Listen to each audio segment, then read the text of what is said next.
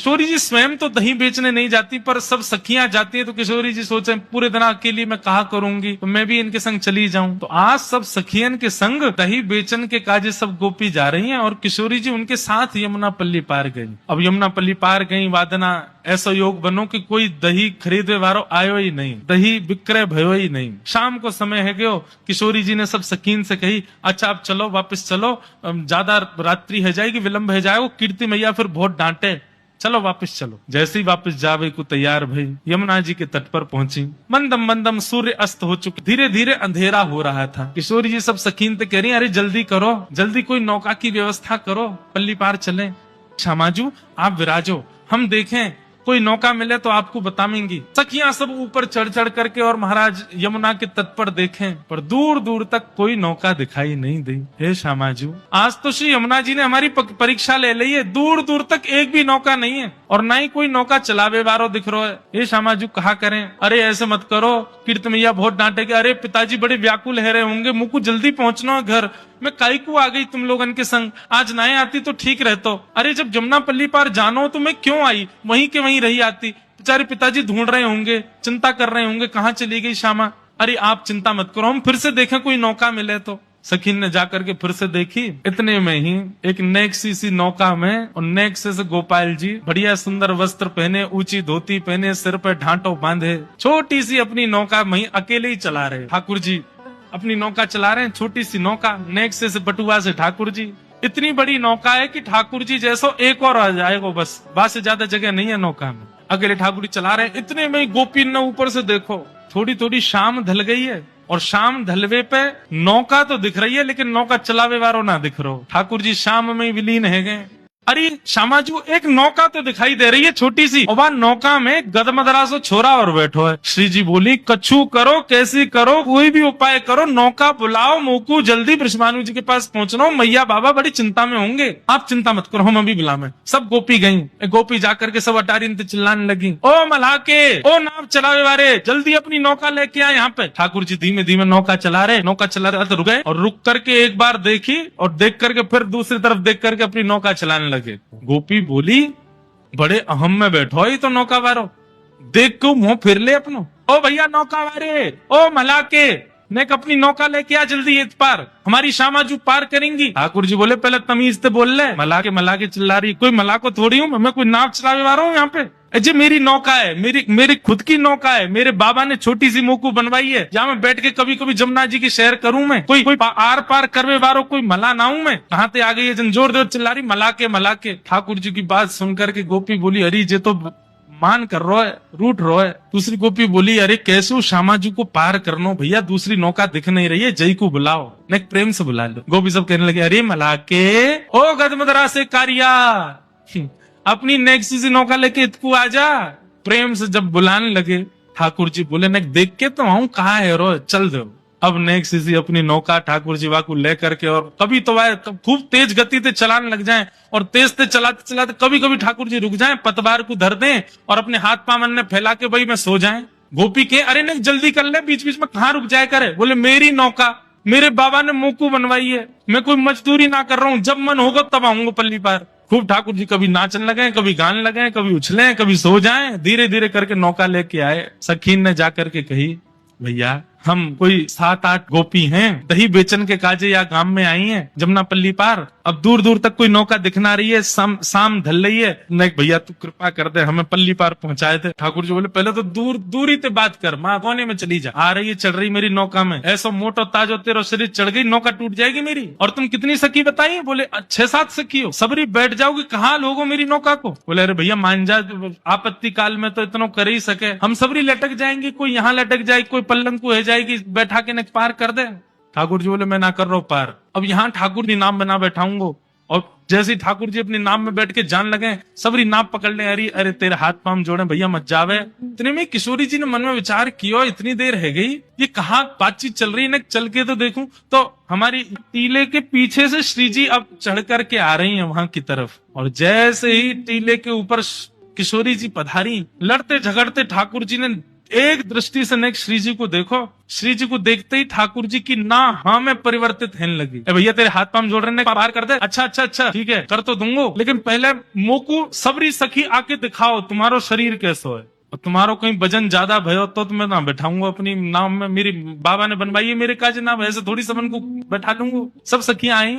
और किशोरी जी तो वहीं पीछे खड़ी है, वो स्वामिनी है, वो अपनो थोड़ी बतावेंगी कि मेरो अंग प्रत्यंग मेरो शरीर कैसो। सब सखी आकर के कह रही हैं ठाकुर जी सबन को देखे, तू तो बहुत मोटी है, कौन है जातो है ना, तू तो डूब के जाइयो। और सुन तू पल्ली पार जा करेगी का, तू डूब ही जाए हमें, इतना भारी शरीर लेके डोल रही है, ब्रजमंडल पे श्रम दे रही है, चल पलंग को जा। दूसरी गोपी आई, बोले बड़ी बूढ़ी है गई, अब तेरे बाट निहार रहे हैं वहां पे, शमशान चली जा, तू तो यहीं से सीधी कहा करेगी पार जाके।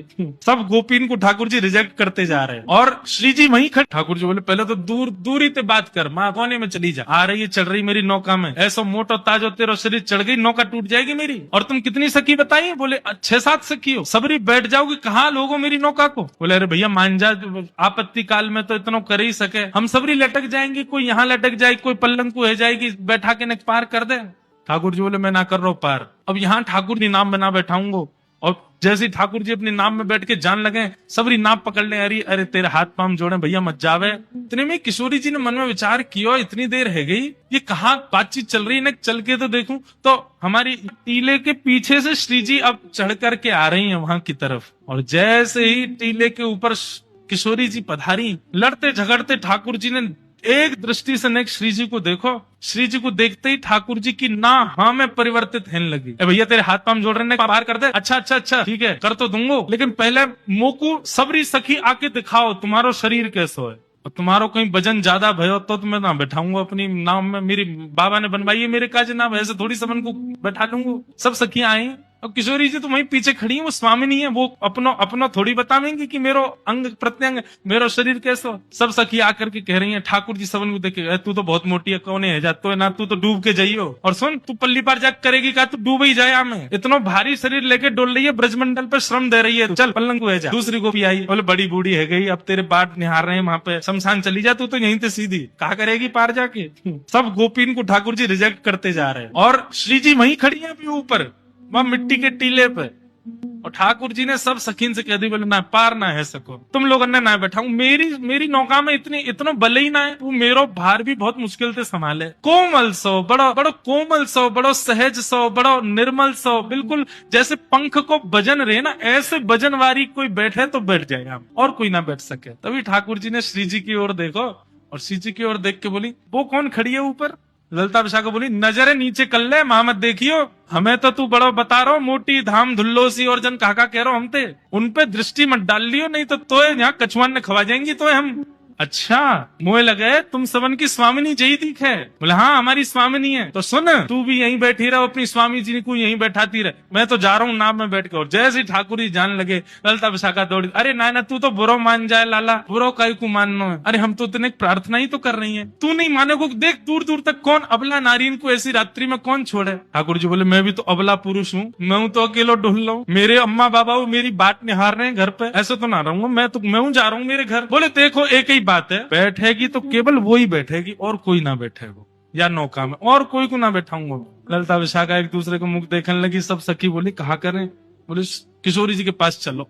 सब श्यामा जी के पास गए। श्यामा जी बोली कहा भयो इतनी देर क्यों लग रही है जी, कहा कह रहा है? बोले किशोरी जी यूं कह रहा केवल आप पे बैठा है वो। श्यामा जी बोली अकेली तो मैं नहीं जाऊंगी, मैं यहाँ जानू ना जानू, और याके तुम देखियो कैसे टुकुर टुकुर निहार रहा हूँ मेरी, और मुझे तो बढ़िया ना लग रहा हो, याके मन के आशे बढ़िया ना है, मैं ना जाऊंगी अकेली जाके संग। और ललिता विशाखा तुम दोनों उनको मेरे संग या हमारे छोड़ोगे हो, मेरी रक्षा सुरक्षा करो, तुम अकेली भेज दोगी मोया के साथ? नहीं श्री जी हम अकेली नहीं भेजेंगी, हम तो बस यूं चाह रही है आप राजी है जाओ, नौका में बैठ जाओ, जैसी पहली पतवार मारेगो नेक नौका भीतर जाएगी, हम दौड़ लगा के हम कूद जाएंगी भाई में, हम सब भी पकड़ पकड़ के फिर कहाँ छोड़ेगो, लेके जाना ही पड़ेगा पल्ली पार, हम भी आ जाएंगे, लेकिन पहले आपको बैठना पड़ेगा। नहीं किशोरी जी बोली ठीक है तुम्हारी इच्छा है तो मैं चली जाऊं। और किशोरी जी नीचे उतर करके आई और ज्यों-ज्यों समीप जा रही हैं, किशोरी जी एक बार आंख उठा के देखें और ठाकुर जी को देख के फिर अपनी नजर बदल लें, फिर देखें फिर नजर बदल लें। किशोरी जी समीप पहुंची। ठाकुर जी बोले क्यों नजर हटना रही ना मोते? कहा बताऊं ऐसा मलूक हूं मैं, जो देख ले वो देख तो ही रह जाए। ललिता विशाखा बोली ए तू सुन, तू बात ने मत बनावे, बस जा काम को आ बात कर दे, हमारी शीजू को बैठा नौका में पार कर दे पल्लम को। ठाकुर जी बोले पहले एक काम होएगा। बोले अब कहा होएगा? बोले जो तुम्हारी श्री जी हैं इनके पामन में बड़ी धूल मिट्टी लग रही है, पहले मैं इनको साफ करूंगा। अरे भैया अकेले इनको वजन सह सके मेरी नौका? इनके पामन में धूल मिट्टी लगी है, या को वजन यदि मेरी नौका में गयो तो डूब जाएगी। ललिता विशाखा बोली ये सब तो तेरे बहाने हैं, स्पर्श करवे के हम सब जाने ना है। तू सकलती पता चल लो कैसा है, लंपटता के पूरे लक्षण है तुम। ठाकुर जी बोले तो फिर ठीक है चली जाइयो, पार में जा रहा हूँ। बैठन लगे नौका। अरे नहीं तू तो बुरो मान जाए लाला, आजा आजा। कहा करना? बोले चरण धोऊंगो, मैं ही धोऊंगो, तुम सबरी दूर नहीं हो, अकेलो धोऊंगो। श्री जी तो पीछे हट गई, बोले मैं नहीं स्पर्श कराऊंगी याते। ललिता विशाखा बोली श्री जी देखो दूर दूर तक कोई नौका नहीं है, एक ही नौका है। अब ठीक है जैसो भी है, पार तो करे ही देखो। और श्यामाजू एक बार बस या की नौका में बैठ जाए हम, फिर तो या ऐसा सबक सिखाएंगी, पल्ली पार ले जा करके तो या के हाथ पाम बांध के एक एक डुक मार के जाएंगी यहाँ में। तुम चिंता मत करिए, बिल्कुल एक बार पाम धुलवाए लो। श्री जी आके खड़ी है गई। ठाकुर जी ने सुंदर एक स्थान नियुक्त किया, गड्ढा करके वहां में श्री जी को एक चरण भर दियो। जमुना जल भर के ला रहे हैं और अपने हाथन से ठाकुर जी श्री जी के चरण स्पर्श करके धो रहे हैं। किशोरी जी अपने आप को संभाल रही है। ललिता विशाखा ने किशोरी जी को ऐसे अपनो कंधा देवे आमे। ठाकुर जी के दूर कोई स्पर्श मत करियो, मैं अभी चरण धो रहा हूँ। और चरण धोते समय यदि कोई और ने इनको स्पर्श किया तो ऐसा मानो जाएगा कि मैंने वाके चरण भी स्पर्श किए का, और तुम सबन के स्पर्श नहीं करूंगा, तुम स्पर्श के योग्य नहीं हो, मैं तो इन्हीं के करूंगा, या हमारे दूर रहो। श्री जी बोली अरे बाबड़े मैं गिर जाऊंगी फिर क्या करेगो? ठाकुर जी मंद मुस्काए बोले अरे आप भी बोलनो जानो का, इतनी देर रह गई बोले ही नहीं रही हो, चलो स्वर तो निकलो। एक काम करो ना, मैंने ऐसी बढ़िया पाग पहनी है जड़ी की, यहाँ पे अपने ने हाथ रख दो, दोनों हाथन को रख के बढ़िया खड़ी है, जाओ धो लो आपके चरण। किशोरी जी खड़ी है, दोनों हस्त कमल रख के ठाकुर ने अपने पाम भी आगे कर दिए, हमारे धो देने। ठाकुर जी बोले तुम तो पीछे ही रहो, आ गई है बात बनाती। आओ आओ श्यामा जी आप विराजो यहाँ में, नौका में बैठो मेरी, सब लोग पीछे रही हो, कोई मत आ जाइयो, मेरी नौका डूब जाएगी नहीं तो। किशोरी जी विराज गई, ठाकुर जी बैठ गए। अब किशोरी जी कहाँ है? ठाकुर जी की तरफ कमर करके बैठी है, मतलब नौका के दो छोड़ हो, में एक छोड़ में तो चलावे वालों बैठे और एक छोड़ में यात्री बैठे, और तो किशोरी जी दूसरे छोड़ में बैठी है और दूसरी छोड़ में भी पल्ली तरफ मुंह करके बैठी है। किशोरी जी बैठ गई। अब ठाकुर जी ने जबरदस्ती अपनी पतवार जो है वो जमुना जी के भीतर रज में फंसा रखी है, और ठाकुर जी वहां पे ऊपर लद रहे हैं, जोर से खींच रहे हैं। बोले अरे ये नौका तो आगे ही ना बढ़ रही। ललिता विशाखा आदि सब भारतीय बोली अब बैठ गई है, श्यामाजू ले जा पल्ली पार। बोले अरे बढ़ना रही है जे आगे, क्यों ना बढ़ रही? बोले तुम्हारी जो स्वामिनी बैठी है गलत बैठी है जे। बोले मतलब? बोले अरे तुम न जानो नौका जो है का वो वायु के प्रवाह से चले, अब पल्ली तरफ मेरी नौका को मुख रहेगा वो चलेगी, वही तरफ तुम्हारी स्वामिनी जो श्वास ले रही है तो वायु टकरा जाएगी, नौका कैसे बढ़ेगी आगे? इनते कहो मेरी तरफ मुंह करके बैठ। शाखा बोली जे कौन सा तर्क है लाला तेरो? बोले मेरो तर्क यही है, मेरी नौका ऐसे चलेगी, इनते कहो इधर की तरफ मुंह करके बैठे तब नौका बढ़े। किशोरी जी तो इशारों करे मैं उतर के आ रही हूँ बाहर, सब कह नहीं आप बैठी रहो, नेकी तो बात है, कहा करना पल्ली पार जाके ये अपने घर हम अपने घर, हमारो कहा मतलब ये आते। विपरीत स्थिति में सबको बाप बनाना पड़े, श्यामाजू बैठ जाओ। किशोरी जी ठाकुर जी की तरफ मुंह करके बैठ गई, लेकिन मुंह की भौं चढ़ा रखी है, भौं चढ़ा रखी है, प्रेम भर के नहीं देख रही हैं। ठाकुर जी ने नौका नेक बाहर लाई, और जैसे ही नौका जमुना जी में पहुंची इतने में तो सब सखीन ने धावो बोल दियो, दौड़ करके गई, कोई कहीं ते कोई कहीं ते, और सबरी चढ़ गई मामा नौका में। जाकू जहां जगह मिली वहीं सबरी चढ़ चढ़ के बैठ गई, और कई तो ठाकुर जी गोद में जाके बैठ गई। ठाकुर जी बोले दारी तुम मैं ऐसी लात मारूंगा गिरोगी जाके जमुना जी में, कैसे चढ़ गई, मेरी नौका डूब जाएगी। बोले ना डूब रही, अब सुन अब बीच में पहुंच गए, हम डूबी तो वे ले चलेंगी संग में, अब चुपचाप हमें पार करा दे पल्लंग को। बैठ गई सबरी। ठाकुर जी कह रहे हैं कहा करूं कैसे करूं, मेरा तो मन ही ना लग रहा। चलाते चलाते ठाकुर जी ने अपनी पतवार रोक दी, और रोक करके अपने पाम ऊपर करके ठाकुर जी तो पौड़ गए। सब गोपी मुनि देख बीच नौका में ले आया है जमुना जी में, और यहाँ आके देख नौका रोक दी है। सब सखी बोली अब कहा भयो? ठाकुर जी बोले तुम कहा जानो, नौका चलावे में कितना श्रम होवे, भूख लग रही है मुंह बहुत जोर से, अब मुझ को भोजन चाहिए, भोजन मिलेगा तो नौका पल्ली पार होएगी, और भोजन नहीं मिलेगा तो कैसे जाऊंगा पल्ली पार, मेरा श्रम हो जाएगा, तुम लोगन पर चलानी आवे ना है, चलाने वालों जानकार केवल मैं हूँ, मोह लगी है भूख, पहले मैं भोजन कराओ। सखी बोल अब बीच जमुना जी में तुमको भोजन कहाँ ला में? अरे मेरा भोजन तो तुम्हारे पास ही है, ये जितनी तुम पे दही और मक्खन आदि सब रखे जी मेरा भोजन है, कराओ मुझे। सब सखियन ने अपनी अपनी हंडी ले जाके धर दी, बोले ले पाले या कचू छोड़ मत दी, नहीं पल्ली पार उतर के कहूँ कहीं कहे कि कचू धन दो, या तो बढ़िया तू दही दूध घी ये सब खा ले। ठाकुर जी बोले हम बे मैं छोटा सा लाला हूँ अपनी मैया को, और मैं अपने हाथ से ना पाऊं, मैया बैठा के गोद में अपने हाथ से पवावे मोकू, अरे मुँह आवे ही ना, नेक नेक से छोटे छोटे से मेरे हाथ है, मुंह पे तो पानो ही ना आवे। सखी बोली तो तू कहा सोच रहा, हम तो पवाएंगी, अपने हाथन से हम तेरे तेरे तेरे मुंह में खवाएंगे ये सब। ठाकुर जी बोले राम राम राम राम, तुम्हारे हाथन ते थोड़ी पाऊंगो, इतने बुरे बुरे कार्य कार्य से हाथ। मेरी यशोदा मैया को तो ऐसा कोमल सो हाथ है, चंद्रमा जैसो गोरो गोरो, बातें खाऊं मैं तो। और मेरी मैया जैसो हाथ तो केवल तुम्हारी स्वामिनी को, वो खवावेगी तो खाऊं। अब तो भैया एक ही बात है, नौका आगे तभी बढ़ेगी जब मेरो पेट भरेगा, और मेरो पेट तभी भरेगा जब तुम्हारी स्वामिनी आकर के मुंह को खवावे। और बीच मझधार में खड़े हैं, कहा करें। स्वामिनी जी बोली मेरी तरफ देखियो भी मत ललता विशाखा, तुम्हारी 3 बात मान ली, मैं अब नहीं मानूंगी। अरे कौन है पता ना, मैं जानू ना तानू, या अपने हाथ क्यों खवाऊं मैं। पर जावेद मुंह ब्याह करो, नहीं तो पल्ली पार नहीं उतारूंगा। तो तुम यूं कह दोगे झूठे को ब्याह कर लो श्यामाजू, पल्ली पार तो छोड़ ही देगो। सब सखियां मनोहार कर रही हैं। ठाकुर जी बैठ गए मुंह खोल के, आओ पवाओ, यही दियो सब है, इधर उधर मत लगाए दियो। कोमल से हाथ है, नहीं दांतन ते बचाए लियो, कहीं काट ना लाऊं। किशोरी जी हाथ ते अपने ते सामग्री ले रही हैं, और किशोरी जी के नेत्र ऐसे आकर्षित हो जाती। जी कह रही है ऐसी स्थिति तो केवल श्याम सुंदर को देख करके होवे, जी कौन है, यहाँ से मेरी दृष्टि हट क्यों नहीं पा रही है। किशोरी जी पवाते पवाते नेक ओष्ठ से ऊपर नासिका, जैसे ही ठाकुर जी के नेत्रन में देखो है, आकर्षित कर रहे हैं। और वहां में भी मंद मंद मुस्कुराते हुए ठाकुर जी श्यामाजू को देख रहे हैं। श्री जी को रोम रोम पुलकित है गयो, नेत्रन से